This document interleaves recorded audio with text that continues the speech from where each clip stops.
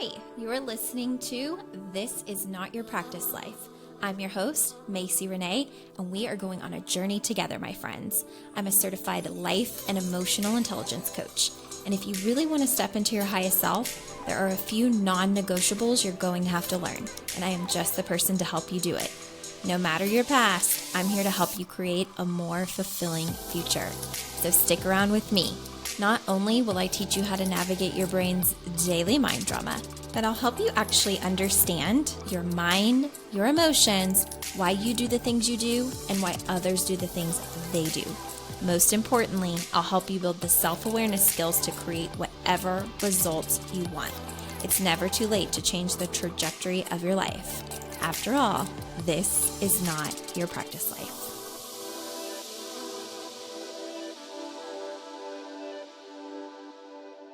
Hey friends, welcome back to another episode of This Is Not Your Practice Life podcast. My name is Macy. I'm thrilled to have you joining me today. If you're a brand new listener, welcome to the podcast. I hope that you get everything that you need and more by being here. And if you're a returning listener, thanks so much for being here. Thank you guys also just really quickly for inviting friends to listen, sharing the podcast any chance that you get, leaving a review, whether you have worked with me or you are a longtime listener of the podcast. All of that really helps. So if you've been a listener for a while, or if you've ever been a client and you've never left a Google review, I would absolutely love if you would just take the time to do that. You can go to macyrenee.com, and if you click the podcast tab, there's a little button that says leave a review, and you can leave your review as a client who actually has experience working with me, whether it's been a freebie, a lower priced offer, a higher ticket offer, or you're a podcast listener and you've been listening for a while. Okay, today I want to talk about stories. So this is something that we use, like a term that we use a lot of times in the coaching industry, probably the personal development industry. I'm not really sure, but this definitely comes more from a coaching perspective. And I want to talk about what it means to have stories, or for your brain to make up stories, and how that relates to emotional intelligence work, because I think it's really important to understand this. So whenever I am working with a client and they bring me whatever we'll say, quote, problems or quote, challenges that they're having, a lot of times what I'm looking to address is what is factual from what is a story. And what I mean by that is when our brain gets to run loose and we're not maybe actively practicing our mindset work or our emotional intelligence skills, the brain is really good at making up stories, meaning that when we are uncomfortable with something, when something comes up in our life, when someone, maybe bring something to our attention, whether they're communicating clearly or not, our brain goes to war to protect us. Our ego goes to war to protect us.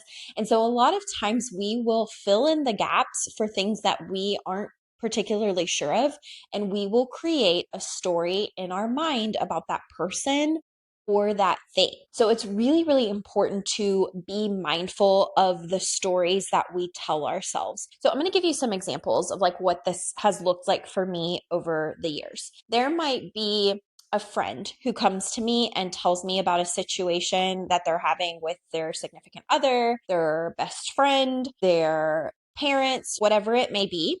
And they will give me the 411 on what was said, how they responded. And then based on kind of where they land, their brain will have all of these stories, meaning like, I think that my mom is doing this because of XYZ, or I think that my friend is, behaving this way because of this thing and this thing. And they'll give me all of these sentences. And in coaching specifically, when I am getting all of those sentences, what I have to understand and recognize is that many of those sentences are simply stories. It doesn't mean that they're factual. It is the person's best guess at what is happening, because when there's something that we're uncomfortable with, or something we don't understand, or we feel slighted in any kind of way, we like emotions are coming up because of a situation. Again, the brain and the ego go to war to help us be right, help protect us. And so it will create stories wherever there are gaps. The important thing to remember about that are stories are just made up sentences a lot of times. It's made up as protection.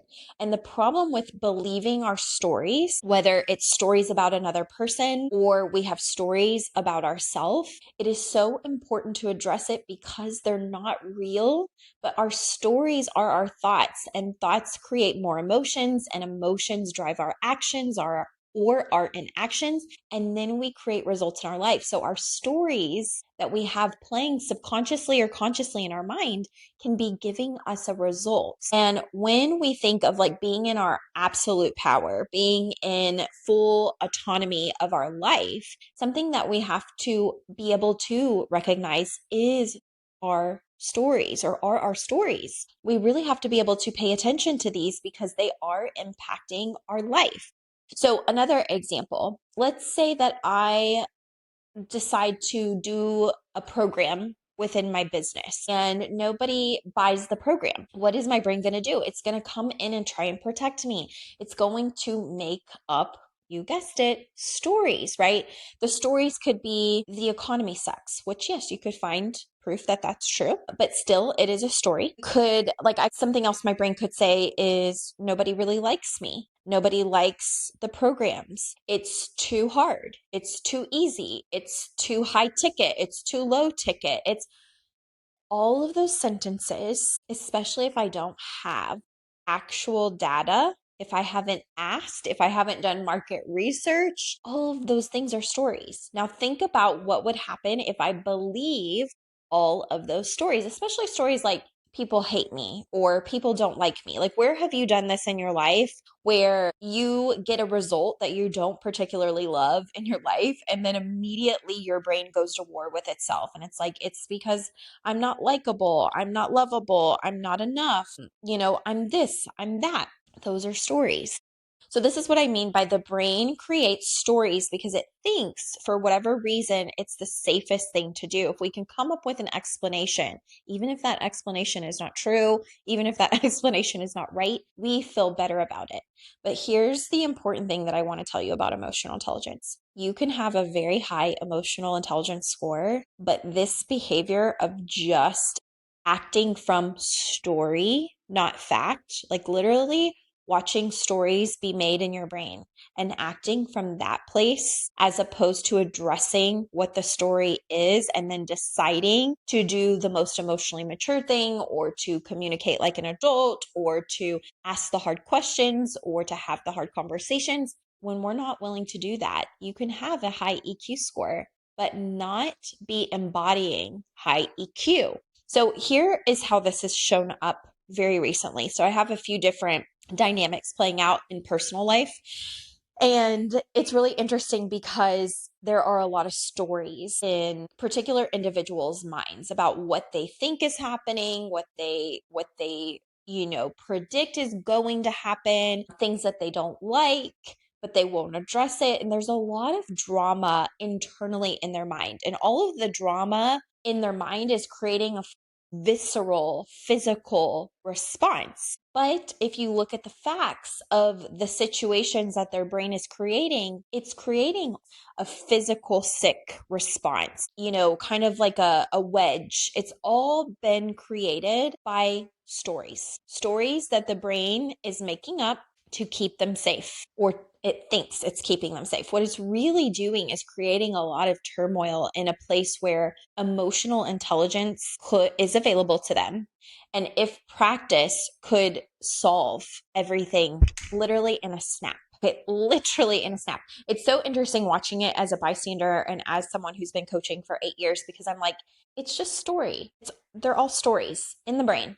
And it's creating so much chaos and so much turmoil and so many results that are so unnecessary. But what would need to happen in order to solve all of it, one, would have to be the person's awareness in understanding everything happening in my brain is not factual, it's a story. So they would first need to recognize, like, what are my stories? My stories are that such and such and such and such and blah, blah, blah, blah, blah, right? I'm not going to get into sharing the personal details, but I will tell you that if they were in a place where they wanted to actually activate the highest level of EQ, they would need to maybe even write out what all of their beliefs are. Beliefs, like our stories are really just beliefs that we have. Some of them may be true, yes, and some of them may not be. But a lot of times, even our beliefs in this particular kind of circumstance are made up because they're protective, because it's ego, right? So it's like whether it's negative thoughts you have about yourself or, a result you've gotten in your life where you're like, well, it's because of this or it's because of this. Or you are watching someone else's situation and you have all of these kind of ideas of like what's actually happening, even if it's not true. Those are stories. They're just beliefs that your brain has attached to because it feels the most comfortable, even if it's uncomfortable and it's making you sick. So the first thing to do is to kind of pull away for a second and figure out what are my stories, the stories that I'm telling myself. A great question to ask yourself all the time. What are the stories I'm telling myself? What are the stories I am telling myself? And write down all of the sentences, AKA all of the beliefs that you have about a particular situation. So if you get into an argument with your spouse and you walk away from that argument and you are just so angry, frustrated, you feel unheard, you feel unseen, your brain is now going to make up stories. It could be as severe as they're not the right person for me. We have nothing in common. This marriage is going to fail, or this partnership is going to fail. They don't like me. They don't love me.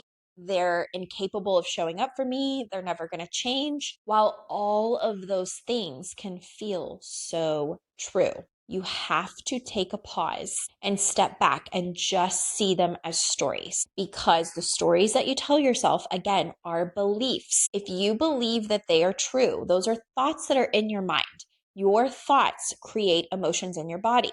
Based on the emotions in your body, that is where we take action or where we stop taking action in our life. So if you believe those stories that are in your brain after you walk away from, in this example, an argument with your partner, and you start thinking they don't care, they're never going to care, all of this is going to fail, they're not the right person for me, right? If those are just stories that are being created, but now they've created emotions such as abandonment or rejection. Now you're going to take action from those big emotions. So everything is going to be clouded before you see these sentences as simply stories. Okay. So the first step is to see, what are my stories? What are the stories I am telling myself about this situation? When you get clear on the sentences and the stories, okay, then you can look at what emotions are these stories creating and how is that impacting the actions that I feel like I need to take or want to take.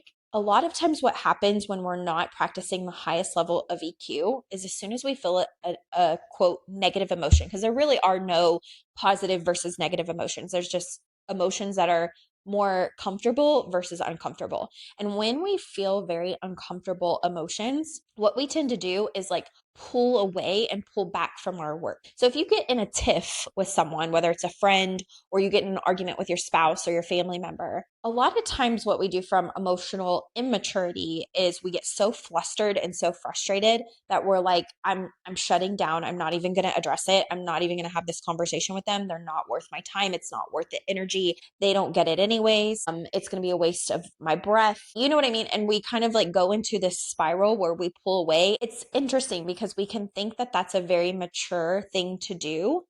But if there are issues that are solvable and we're pulling away from helping to solve them, we're not actually practicing the highest level of emotional intelligence that we can. There's a difference between setting a powerful boundary directly with someone and being emotionally frustrated by an outcome and pulling away and making up more stories and creating more negative emotions in a cyclone, and then it pushing a result that we ultimately want further and further away. So what I mean by this is when you get clear on what your stories are and the emotions driving them, you also get the opportunity to ask yourself, what would my highest and best self do? What would like when I think of the self concept I want to be, what would that version of me do? And a lot of times the mature thing to do when we're speaking of emotional intelligence is the hardest thing to do. So like where you would normally maybe pull away and be like, it's not worth my time. What if you just didn't believe that story? What if it was worth your time, even if that means the outcome isn't that you solve and come together and it's all forgiven and rectified? What if it's just that you don't let yourself pull away from uncomfortable conversations? So this is a big lesson that came from me for me last year in my just leadership skills. Being an entrepreneur is really hard, and being an entrepreneur that has on a personal level been working on getting out of people pleasing for most of my life, very, very hard. I remember my coach coaching me on like, you like to be liked and you like to be loved. And when people don't like or love you, like you really struggle with that. And I think a lot of people could relate to that. Like, yes, we want to be liked and we want to be loved.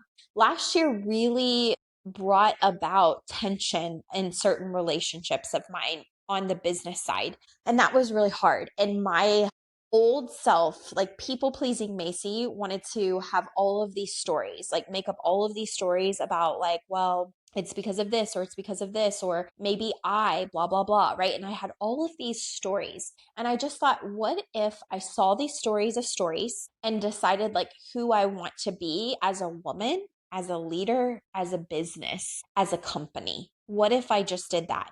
And all of my decisions were then made not from stories that were protecting me, but from who I desire to be. And I will tell you that last year was very hard in learning to communicate as opposed to pull away, as opposed to like just shoving something under the rug as if it hadn't been said or it hadn't happened or as if I didn't need to address it. Instead of doing that, like showing my clients what real leadership and emotional maturity looks like. And a lot of times it looks differently than we think it's going to look. And it can be very, very challenging. But where can you do this in all parts of your life? Like when your brain makes up a story, where can you just be like, okay, this is a story that is trying to protect me. How do I want to show up in my life when I am not so emotionally in the feelings of these stories? Like if I just separate myself from them, how can I show up powerfully? How can I show up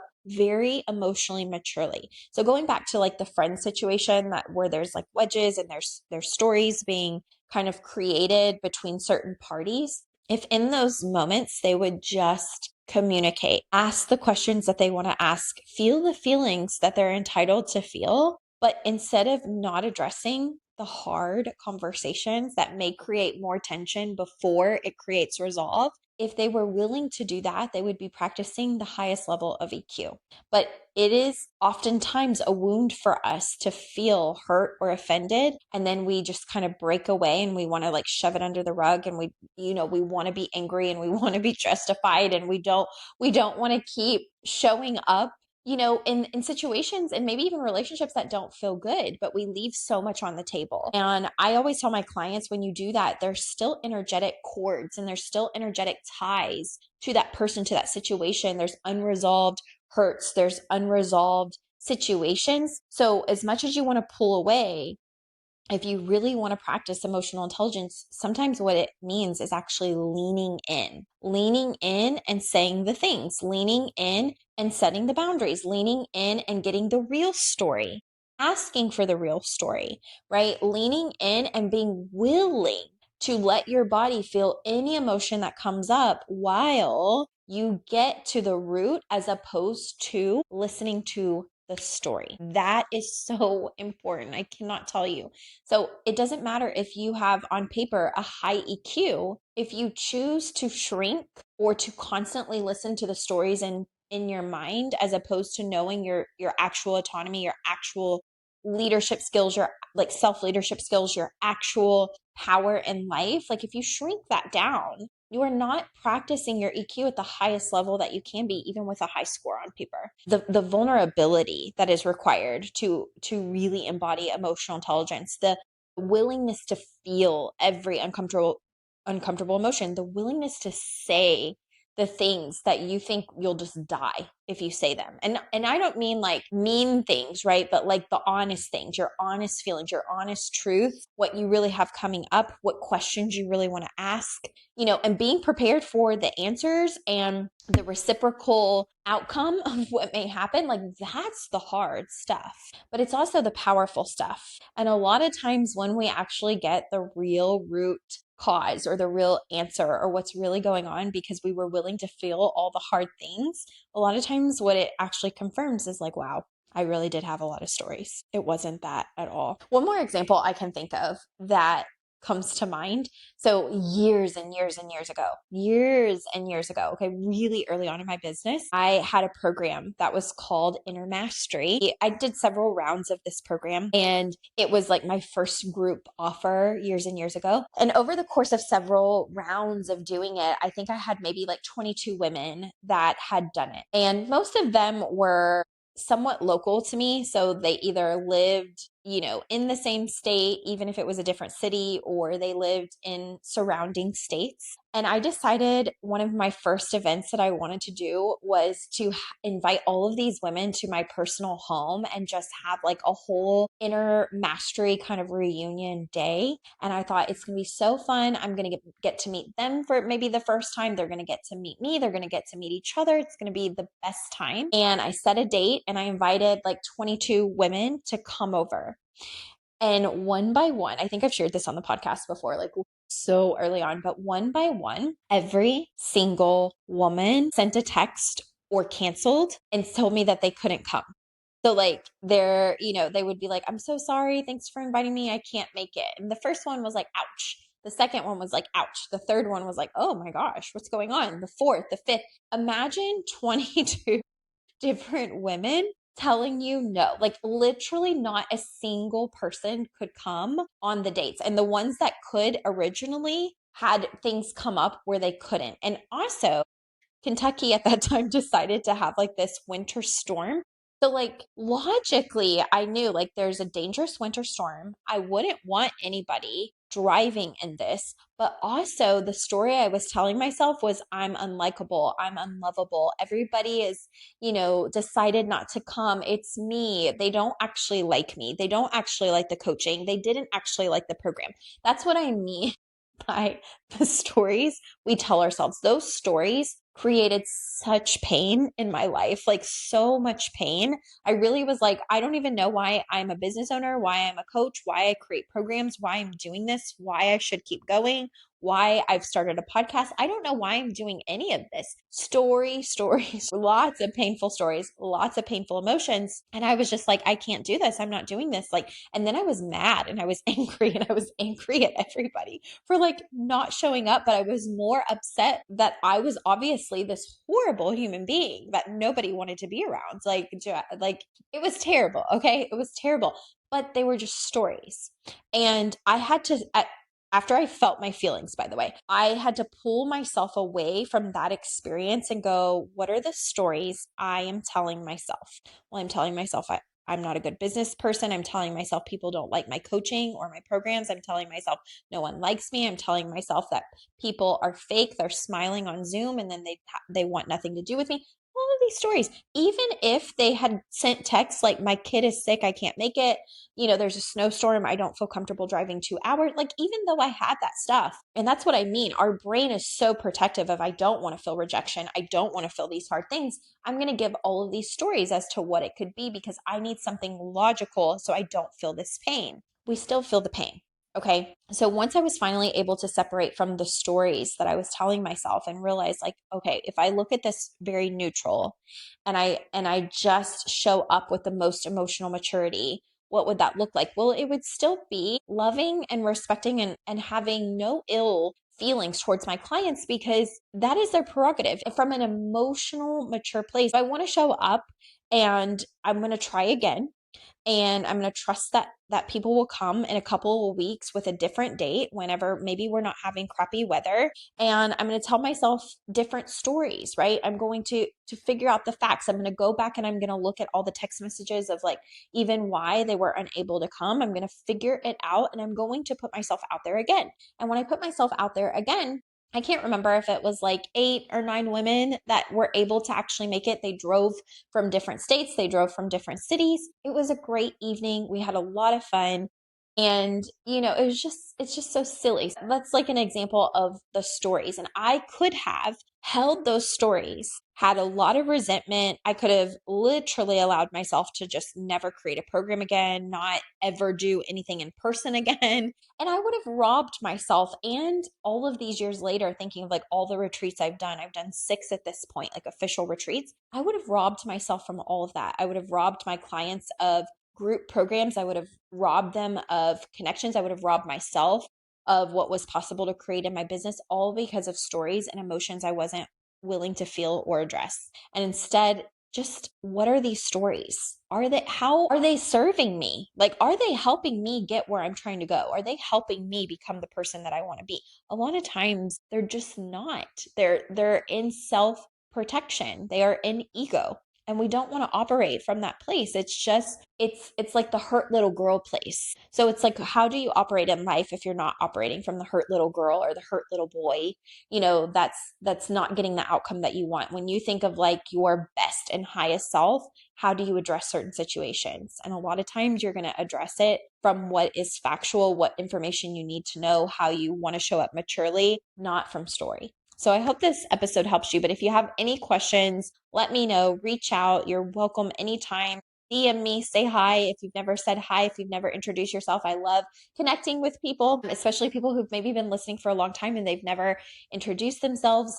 Just say hi. I'd love to do that. And again, if you can just leave a Google review of your experience, whether you have been a longtime listener of the podcast or you've recently found it and you're loving it, share in Google like what you're loving about the podcast and what you're learning. And if you've been a client of mine from, like I said, a freebie, a low ticket offer, a higher ticket offer, and you've just never taken the time to leave a Google review, those actually help a lot more than you know. So I would really appreciate if you would do that. I don't put commercials in my podcast at this point. I don't do sponsorships. I don't take those deals. And I know logically that leaves a lot of money on the table for me, but I don't care to partner for things that I don't believe in.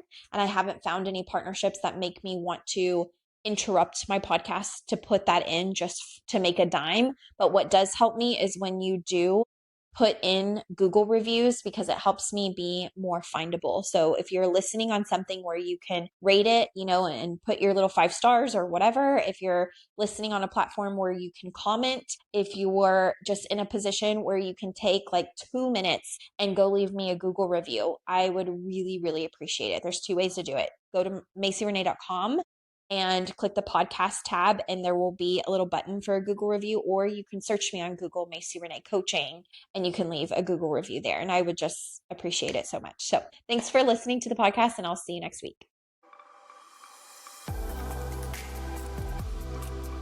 Hey there. Thank you so much for joining me on today's episode of This Is Not Your Practice Life podcast. If you'd like to connect on social media, you can find me on both Instagram and Facebook at Macy Renee Coaching. And if you want to stay up to date on all of my offers, announcements, and inspirational emails, you can join my email list at macyrenee.com.